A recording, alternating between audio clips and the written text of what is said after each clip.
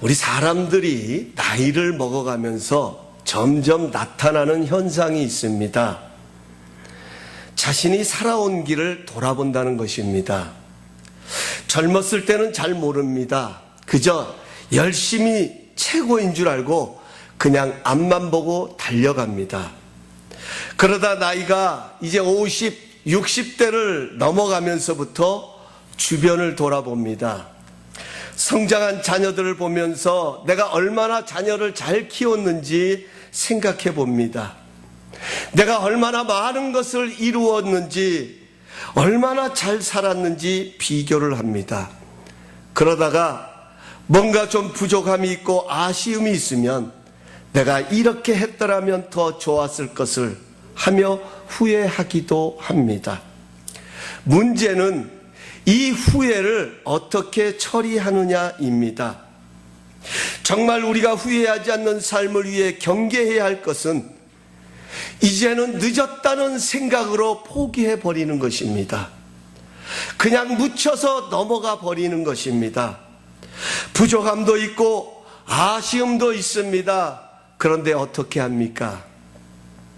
나이는 먹었고 이제는 때가 늦었는데 그냥 내 팔자거니 하고 그렇게 살다가 하나님이 부르시면 천국 가면 되지 하면서 그 후회거리들을 흘러가는 세월 속에 묻어버리는 것입니다. 그러나 이것은 성경적으로 보면 결코 올바른 자세가 아닙니다. 어찌 보면 이것이야말로 불신앙입니다. 사랑하는 성도 여러분, 꼭 기억하십시오. 지금 우리의 삶은 하나님 앞에서 진행형입니다. 완료형이 아닙니다. 잘못 살아왔을 수도 있습니다. 아쉽기도 하고 부족함을 느끼기도 합니다. 그러나 성경 어디를 보아도 이제 늦었으니 그냥 그렇게 살라라고 말하지 않습니다.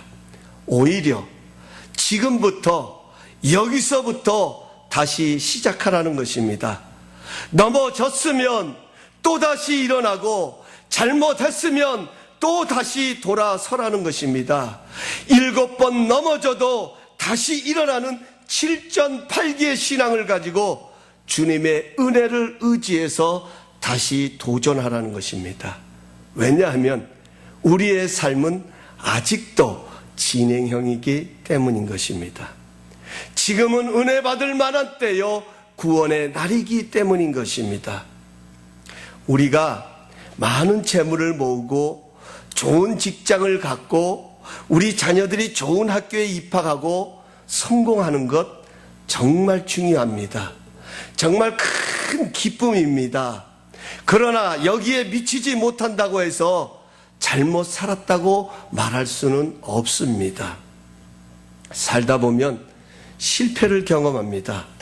살다 보면 궁핍해질 수도 있고 병들 때도 있습니다. 상황이 따라주지 못해서 제대로 배울 수 없을 수도 있습니다. 이것이 우리 인생을 잘 살았다, 못 살았다 가늠할 수 있는 기준은 아닙니다. 이런 것들은 지나가는 현상일 뿐입니다. 그래서 성공했다고 자만할 필요도 없고요, 내가 실패했다고 절망할 필요도 없습니다. 정말 중요한 것은 이 진행형이 완료형이 될 때가 옵니다. 은혜를 누리고 싶어도 누릴 수 없고 오로지 내 삶에 대한 하나님의 평가만 있는 인생의 완료형이 다가오고 있다는 것입니다. 마태복음 25장에 가서 보면 우리가 너무나도 잘 아는 달란트의 비유가 나옵니다. 주인이 종들에게 5달란트, 2달란트, 1달란트씩을 나눠주고 저 멀리 여행을 갔다가 돌아와서 결산을 합니다. 그런데 그 결산의 기준은 얼마나 많은 양의 달란트를 받았느냐가 아닙니다. 자신에게 주어진 것을 어떻게 관리하고 사용하였느냐에 따라서 착하고 충성된 종과 게으르고 악한 종으로 나누어졌습니다. 지금도 마찬가지입니다. 우리의 상황은 다 똑같지 않습니다. 어떤 분들은 남보다 넉넉한 가운데 살아갑니다. 어떤 사람들은 남보다 좀 더 좋은 조건 속에 살아갑니다. 그런가 하면 어떤 분은 어렵고 힘들게 살아갑니다. 그러나 이것이 결단코 잘 살고 못 살고의 기준은 아닙니다. 이 주어진 상황은 반드시 끝날 때가 옵니다. 중요한 것은 각자에게 주어진 상황을 어떻게 살았는지 인생의 주인이 되시는 하나님께서 어떻게 평가하시느냐에 따라 잘 살았다, 못 살았다 가늠하는 기준이 되는 것입니다. 사랑하는 성도 여러분, 다시 한번 강조합니다. 지금 우리에게 중요한 것은 상황이 아닙니다. 오히려 우리에게 주어진 상황을 어떻게 살았느냐, 이것이 더 중요한 것입니다. 오늘 본문의 말씀은 남쪽 유다의 16번째 왕인 요시야에 대한 이야기입니다. 오늘 본문 1절에 가서 보면 요시야는 8살의 왕이 되어서 31년 동안 유다를 통치했습니다. 유다를 다스렸습니다. 특별히 이 역대하 34장부터는 이 요시야가 유다 나라를 31년 동안 통치할 때에 어떻게 통치를 했는지를 설명하면서 오늘 본문의 말씀 속에는 그의 생애를 오늘 마지막 절에 이렇게 요약하고 있습니다. 이와 같이 요시야가 이스라엘 자손에게 속한 모든 땅에서 가증한 것들을 다 제거하여 버리고 이스라엘 모든 사람들로 그들의 하나님 여호와를 섬기게 하였으므로 요시야가 사는 날에 백성이 그들의 조상들의 하나님 여호와께 복종하고 떠나지 아니하였더라. 하나님께서는 지금 요시야의 왕을 바라보시면서 요시야가 숨을 쉬고 살아있는 동안에 그가 어떻게 하나님을 섬겼는지 그 결과를 가지고 백성들이 하나님을 떠나지 아니하고 하나님을 섬기게 했다고, 정말 잘했다고, 착하고 충성된 종이라고 그를 칭찬하시고 그의 인생을 기록해 주고 계십니다. 사랑하는 성도 여러분, 내가 사는 동안에, 우리가 요시야가 사는 동안에 그 다음 구절은 하나님께서 그의 인생을 평가하여 주시고 기록하여 주셨던 것처럼 오늘 하나님께서 여러분과 저를 바라보시면서 내가 사는 동안에, 내가 숨을 쉬고 살아있는 그 순간에 그 다음 절의 문구는 하나님께서 어떻게 써 내려가 주시기를 원하십니까? 어떤 글이 쓰여지기를 원하십니까?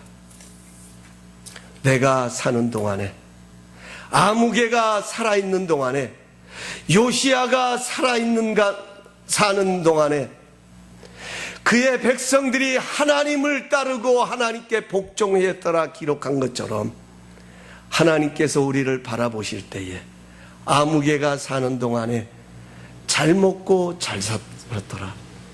아무개가 사는 동안에 수많은 사람들이 예수님께로 돌아왔더라.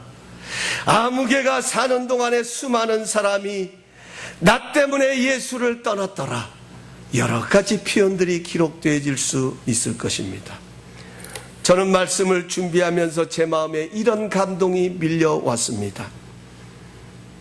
하나님께서 김일권이 사는 동안에 그 다음의 문장을 써주신다면 저는 하나님께로부터 이런 평가를 듣고 싶습니다. 김일권이가 사는 동안에 좋은 일도 있고 어려움도 있었지만 허물도 많고 부족함도 많았지만 하나님을 떠나 살지 않고 사명을 따라서 하나님을 의지하며 많은 영혼들을 하나님께로 인도하기에 힘썼다. 잘하였도다 착하고 충성된 종아, 내가 적은 일에 충성했으니 와서 내 주인의 기쁨에 함께 참여하려무나. 사랑하는 성도 여러분, 왜 우리에게는 지금이라는 시간이 소중합니까? 힘들고 어렵지만 그런 가운데서도 믿음의 줄을 놓지 않고 더 최선을 다하는 여러분의 섬김이 왜 그리 소중하고 가치가 있는 것일까요? 하나님은 지금도 여러분의 모습을 보시면서 여러분이 사는 동안 그 다음 문장을 써 내려가고 계신다는 사실입니다.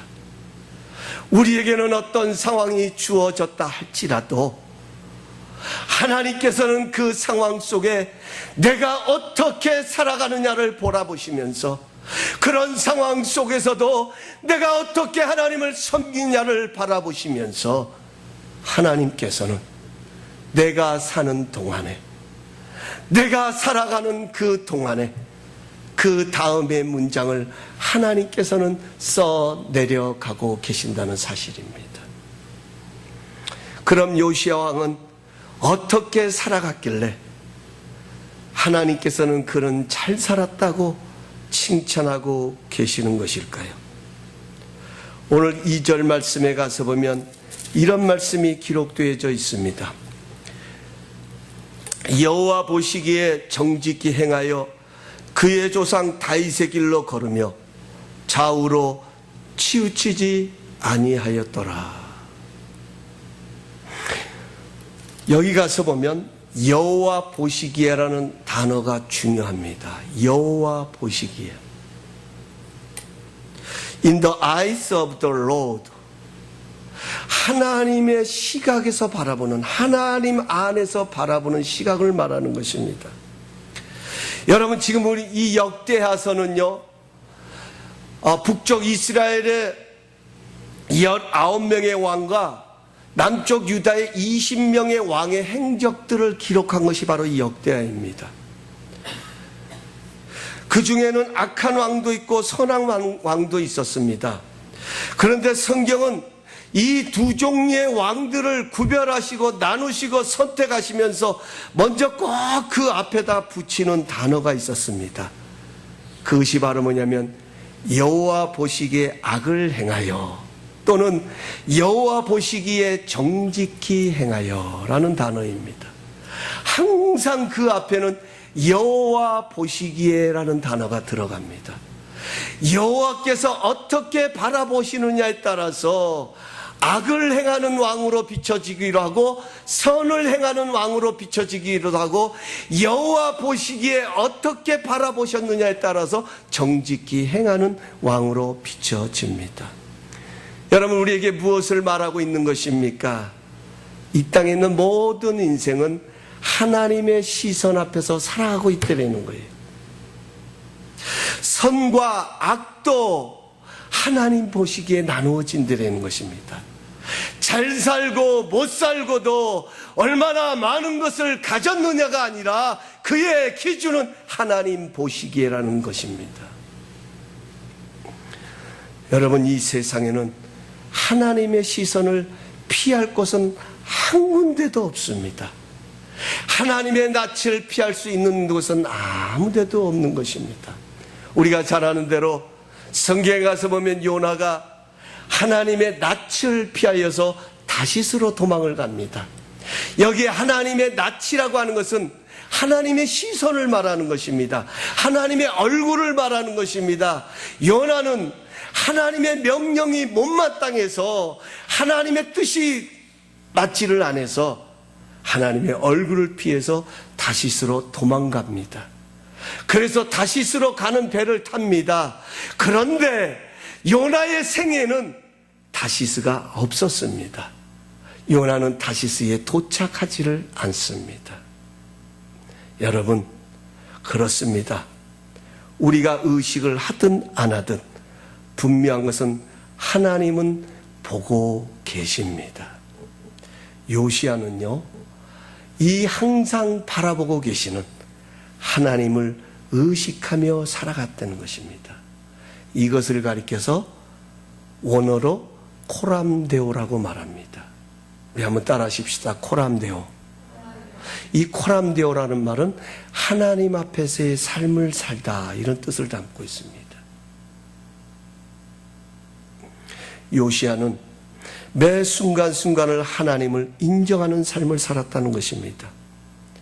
바로 하나님께서는 이런 요시야를 보면서 정말 잘 살았다고, 정말 훌륭했다고, 지금 요시야가 다스리는 이 시대적인 상황이 죄가 없는 상황이 아니라, 온전히 하나님만을 섬길 수 있는 상황이 아니라 죄가 관영하였고 하나님의 우상들이 성전에 가득하는 그런 상황 가운데 있었지만, 그런 상황 가운데서도 요시야는 하나님 보시기에 하나님을 의식하고 매 순간순간을 하나님을 인정하는 삶을 살았기에, 이러한 요시야의 삶을 바라보면서 하나님은 잘 살았다고 인정하는 것입니다.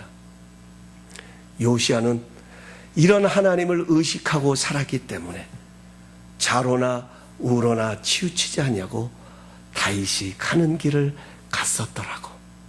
하나님이 기뻐하시고 하나님 마음에 합한 자라고 말씀하셨던 그 다윗이 갔던 그 길을 요시야도 함께 갔었더라고 성경은 말하고 있습니다. 제가 어저께 경험했던 이야기입니다. 요즘 날씨가 굉장히 더워요. 그리고 요즘 들어서 부쩍 제가 땀을 많이 흘립니다. 그래서 더위를 견디질 못합니다. 제가 좀처럼 웬만하면요, 어디 가든지 와이셔츠 넥타이를 꼭 맵니다. 그런데 요즘은요, 넥타이를 매면 그렇게 갑갑할 수가 없어요. 막 이 땀이 나는 것에 이게 와이셔츠가 닿으면 막 속에서 그냥 더 열이 나는 것 같아서 요즘은 넥타이도 잘 매지를 못합니다. 그런데 어제 제가 주일 예배를 준비하기 위해서 반바지를 입고 와가지고 좀 편안하게, 반바지를 입고 왔어요. 너무 좀 더워서. 제가 반바지를 입었더니 놀라신 분도 계시는데, 반바지를 입고 와서 이제 어제 좀 이렇게 말씀을 보고 준비를 하는데, 어제 갑자기 전화가 왔어요. 목사님으로부터. 시카고에 계신 목사님이 전화가 왔는데, 휴가차에 지금 LA를 들렸다가 몇 번 저하고 전화통화를 했습니다만 서로 시간이 맞지를 않아가지고, 그래서 만나지를 못했는데, 이제 내일, 그러니까 어제죠? 어제 5시 비행기로 이제 돌아가야 된다고, 목사님 점심을 꼭 같이 했으면 좋겠습니다 그러는 거예요. 그래서 제가 복장을 보니까 반바지잖아요. 물론 뭐 옷은 이렇게 남방을 입었습니다만은, 그런데 이거 어떻게 해야 되나 고민하다 제가 목사님 내가 5분 안에 전화를 드릴게요 하고선 전화를 끊고서 조금 생각을 했어요. 그래도 또 먼 길을 온 목사님인데 이것마저 내가 사양을 하면 좀 결례가 되겠다 싶어서 다시 전화를 해서, 그래요 목사님 우리 점심이나 같이 하십시다. 그래서 플루톤의 만두랑 옆에 그 초만원, 초만원에서 12시에 만났습니다. 그래서 12시에 이제 그 초만에 가서 딱 만나니까요, 가니까 몇 분의 목사님들이 와 계시는데 다들 저를 보면서 막 웃는 거예요. 왜냐면 생전 그런 모습을 보지 못했는데 목사님이 용맹스럽게 자신감 있게 반바지를 입고 플루톤에, 그것도 한국 사람들이 가장 많은 플루톤에 자신감 있게 나타난 모습을 보고 목사님들이 웃는 겁니다. 그래서 제가 그것을 보면서 왠지 제 마음에 편치를 않는 거예요. 야, 이러다가 이거 혹시 누가 아는, 목사님들이야 목사님들끼리가 그렇다 치지만 누가 보면 어떨까 하는 그런 생각들이 늘 이렇게 주변을 돌아보게 됩니다. 혹시 아는 사람이 있는 것은 아닌가 돌아보게 돼요. 근데 아니나 다를까요? 그 K가국수 옆에 갔다 오다가 그 옆에 선물집 있죠? 그 남자분, 최 집사님?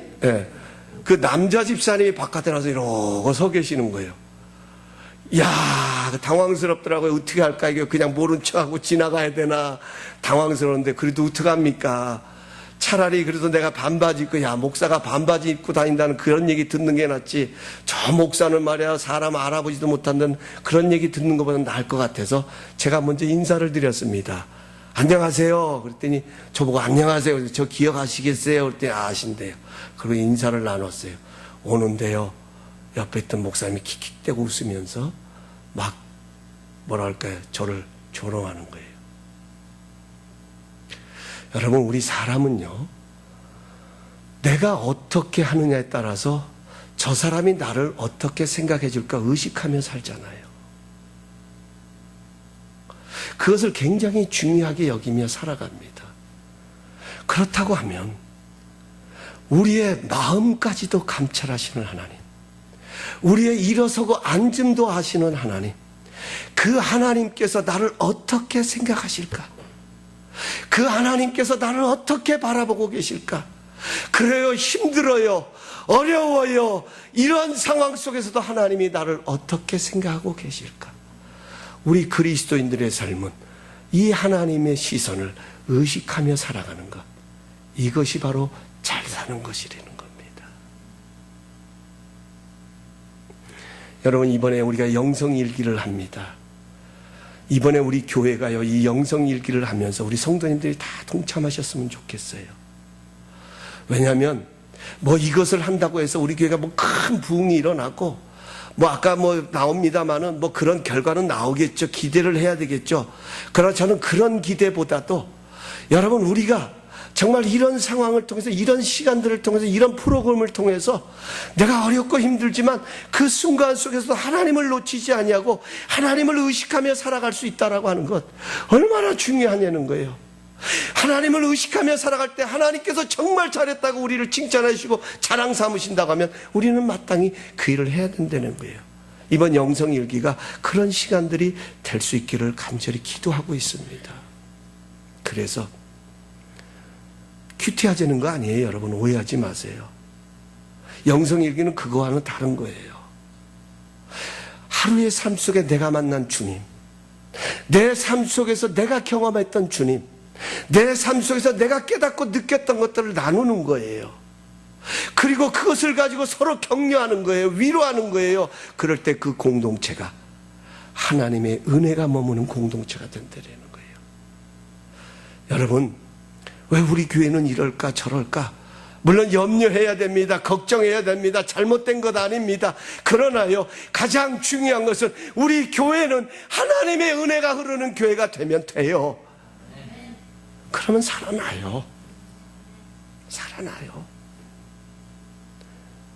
은혜가 떨어지기 때문에 사람이 보이는 거예요.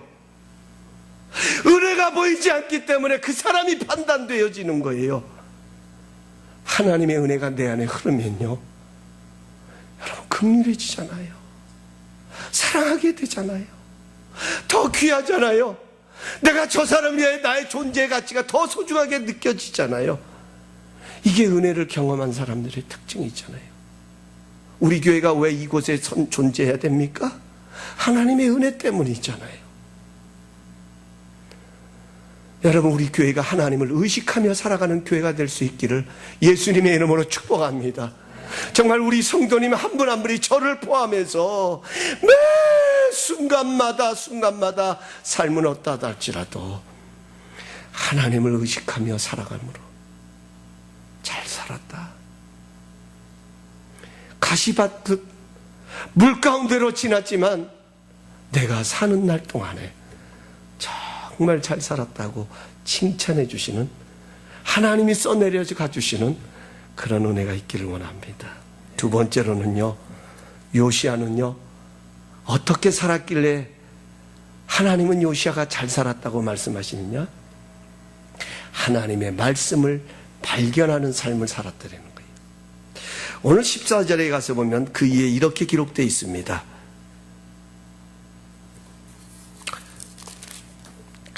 무리가 여호와의 전에 헌금한 돈을 꺼낼 때에 제사장 힐기야가 모세가 전한 여호와의 율법책을 발견하고, 힐기야가 서기관 사반에게 말하여 이르되 내가 여호와의 전에서 율법책을 발견하노라 하고, 힐기야가 그 책을 사반에게 주매 사반이 책을 가지고 왕에게 나아가서 복병하여 이르되 왕께서 종들에게 명령하신 것을 종들이 다 준행하였나이다. 또 여호와의 전에서 발견한 돈을 쏟아서 감독자들과 일꾼들에게 주었나이다 하고, 서기관 사반이 또 왕에게 아뢰어 이르되 제사장 힐기야가 내게 책을 주었주더이다 하고, 사반이 왕 앞에서 그것을 읽음에 왕이 율법의 말씀을 듣자 곧 자기의 옷을 찢더라. 이게 무슨 말씀이냐면요, 여러분, 지금 우리는요, 하나님의 마음, 하나님의 사랑, 하나님의 생각이 담긴 성경을 지금 우리는 언제든지 어디서든지 쉽게 구할 수 있고 쉽게 읽을 수 있습니다. 그러나 요시야 왕 당시에는 이 율법책이 두루마기로 되어 있었기 때문에 아무나 접할 수 있는 것이 아니었습니다. 더욱이 요시야의 아버지 아몬 왕과 그의 할아버지 브나셋 왕은 하나님 보시기에 우상을 숭배하고 악을 행하였기 때문에 율법을 가르치지도 않았습니다. 요시야는 하나님을 의식하는 사람으로 살았기 때문에 하나님을 사랑함으로 그가 왕이 되자마자 제일 먼저 한 것은 뭐냐면 하나님의 성전에 자리 잡고 있는 우상들을 없애는 일을 했습니다. 그래서 지금 그 하나님의 성전에 있는 우상들을 제거하고 하나님의 성전을 청결케 하는 그런 일들을 자신들의 주어진 제사장들과 여러 사람들에게 책임을 나누어서 분담시켜서 그 일을 진행을 하다가 헌금 안에 담겨 있는 돈을 꺼낼 때에 그 안에 담겨져 있는 율법책을 발견하게 됩니다. 그것이 요시야 왕에게 전해지게 되는 것입니다. 그리고 요시야의 삶에 놀라운 변화가 일어나게 됩니다. 여러분, 저는 이 말씀을 보면서 우리의 삶에 하나님의 말씀이 발견되어지는 그런 은혜가 있기를 예수님의 이름으로 축복합니다. 내 삶을 바꿔놓을 수 있는, 내 삶을 가장 좋은 모습으로 변화시킬 수 있는 그러한 말씀의 발견이 있기를 원합니다. 하나님의 말씀은 하나님의 감동으로 기록된 것입니다. 하나님의 말씀이 발견되어지면 하나님의 감동이 그 안에 일어나게 됩니다. 하나님의 감동이 일어나면 그 삶에 변화가 일어나게 됩니다. 그런데 이 말씀의 발견이 그냥 가만히 앉아 있는다고 발견되는 것은 아닙니다.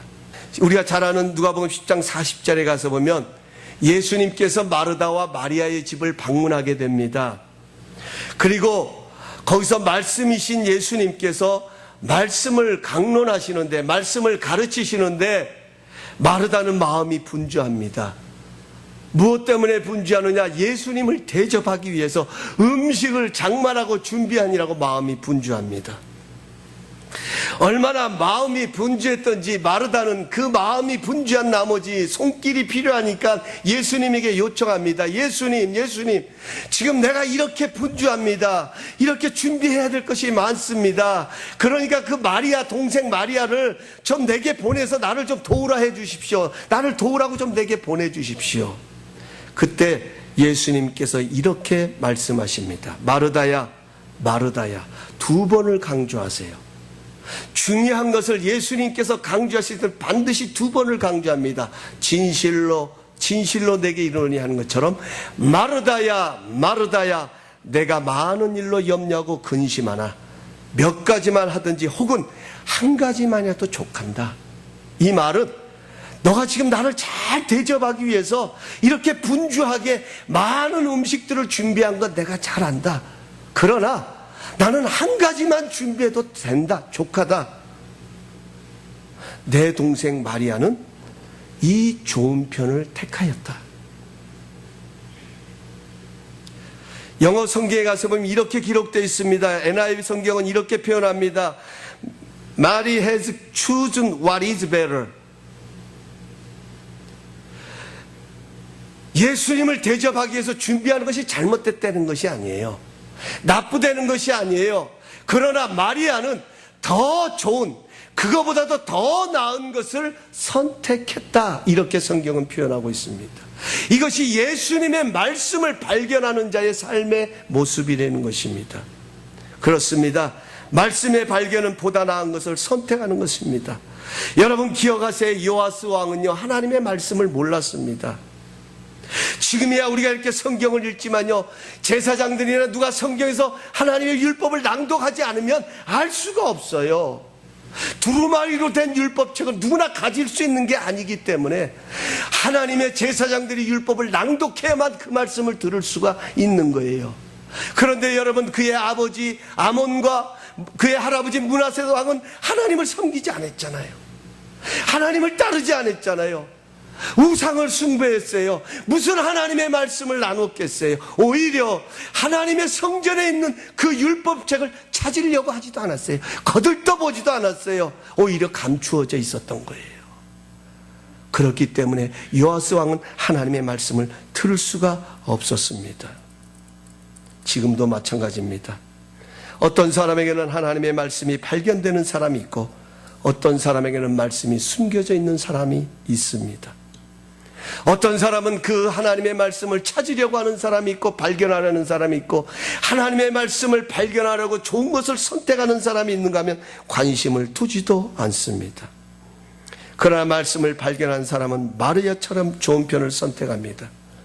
말씀을 듣고 배우는 일에 힘씁니다. 왜 우리가 말씀을 발견하기에 힘써야 되느냐? 오늘 가서 보면 말씀을 발견한 사람에게 나타나는 현상이 있습니다. 요시야 왕은 제사장 사반이 성전에서 발견한 하나님의 율법을 낭독하자 그 말씀을 듣고 자신의 옷을 찢었다는 거예요. 여기서부터 그의 삶의 변화가 일어납니다. 자신의 옷을 찢었다는 말은 나는 죄인입니다. 내가 그렇군요. 하나님의 율법에는 하나님은 이것을 원하는데 나는 그렇게 살지를 못했습니다. 나는 죄인입니다 하고 회개하는 것이 자신의 옷을 찢는 것입니다. 그 말씀으로 돌아가는 것입니다. 여러분, 우리의 삶의 변화는 언제 일어납니까? 회개할 때입니다. 내가 죄의 무거운 짐에서 자유할 때, 그때는 바로 회개할 때입니다. 회개하고 나면 억눌림에서 자유할 수 있습니다. 회개하고 나면 상처에서 자유하고 아픔에서 노연합니다. 회개하고 나면 내 영혼에 기쁨이 있습니다. 회개하고 나면 하나님의 용서 안에 거하기 때문에 내 영혼에 하나님의 생명이 샘솟듯하게 새롭게 역사하는 것을 느끼게 됩니다. 이 모든 것이 하나님의 말씀의 발견이 먼저 되어야 합니다. 하나님의 말씀을 발견하는 삶이 가장 잘 사는 삶입니다. 마지막 세 번째로 요시야는 겸손의 삶을 살았습니다. 오늘 27절에 가서 보면 이렇게 말씀합니다. 내가 이곳과 그 주민을 가리켜 말한 것을 내가 듣고 마음이 연약하여 하나님 앞 곧 내 앞에서, 하나님 앞 곧 내 앞에서 겸손하여 옷을 찢고 통곡하였으므로 나도 내 말을 들었노라.